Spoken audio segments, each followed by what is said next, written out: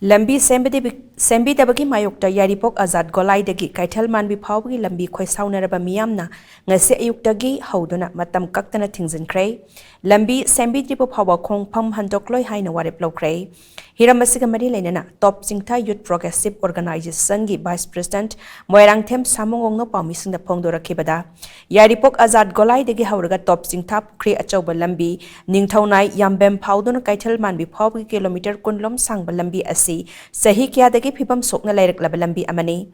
hairiba lambi asi semjin binaba mari lainaba authority dasu kiarak hanna haijakhiba laikre adabu laibak thibadi ngasi phawbada maikai asom gi miyamna sahi li sangsitna mayokna rakleba khudong chataba kaya asi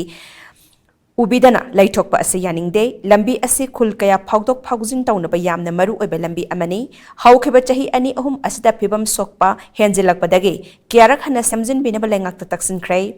Lambi asida khudong thiba kaya gari puthaba kaya accident kaya hanjin tawkhre adubu ngasi phawda authority gi maikai digi positive oiba response ama phawpa phangdre maikai asomda khundariba miyambu asuk awapa phibam amada thambiba asi yamna pende athoba matamda hairiba lambi asi semjinbiu natrabadi lambi thingwi khongjang asi handokloi madugi sumathakta hena kanba khongjang kaya jangsilagani haina jackson warol su thamdakle ꯑꯩꯈꯣꯏꯒꯤ ꯁꯤꯗ ꯂꯩꯔꯤꯕ ꯇꯣꯔꯦꯟꯒꯤ ꯁꯤꯗ ꯗꯤꯝꯄꯔꯅ ꯆꯤꯡꯕ ꯍꯩꯕ꯭ꯔꯥꯅ ꯆꯤꯡꯕ ꯑꯗꯨꯒ ꯌꯥꯝꯅ ꯒꯥꯔꯤ ꯑꯆꯧ ꯑꯆꯧꯕ ꯆꯠꯁꯟꯕꯁꯤꯅ ꯃꯔꯝ ꯑꯣꯏꯔꯒ ꯌꯥꯝ ꯄꯤꯛꯈ꯭ꯔꯕ ꯂꯝꯕꯤꯁꯦ ꯁꯨꯃꯥꯏꯅ ꯇꯧꯔꯒ ꯗꯦꯃꯦꯖ ꯑꯣꯏꯔꯛꯄꯅꯤ ꯃꯁꯤꯗꯒꯤ ꯄꯥꯜꯂꯤꯕ ꯂꯩꯉꯥꯛꯇ ꯏꯄꯥ ꯏꯄꯨ ꯑꯩꯈꯣꯏ ꯏꯃꯥ ꯏꯄꯥ ꯑꯣꯏꯔꯤꯕ ꯃꯈꯣꯏꯗ ꯋꯥꯀꯠꯆꯕꯁꯤꯗ ꯀꯔꯤꯒꯨꯝꯕ ꯇꯥꯕꯤꯗꯕ ꯇꯥꯔꯒꯗꯤ ꯃꯁꯤꯗꯒꯤ ꯑꯀꯟꯕ ꯈꯣꯡꯖꯪ ꯀꯌꯥ ꯑꯃ ꯑꯩꯈꯣꯏ ꯆꯪꯁꯤꯟꯃꯤꯟꯅꯔꯛꯄ ꯁꯦꯝ ꯁꯥꯔꯒ ꯂꯩꯖꯔꯤ